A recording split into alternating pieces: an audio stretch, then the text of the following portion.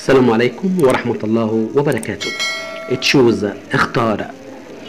he will هو سوف space نقط فوتبول كرة قدم with مع their friends مع أصدقائه. طبعا their دي بتدل على الملكية. their friends أصدقائه. نمبر 1 playing طبعا جي silent playing مش playing لا playing. نمبر 2 played.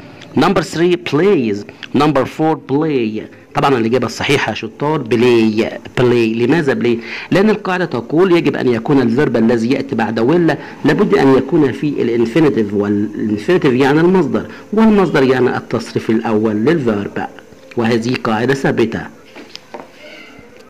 طيب نشوف مع بعض سؤال آخر. محمد will سوف سبيس يعني نقط نيو كار سيارة جديدة.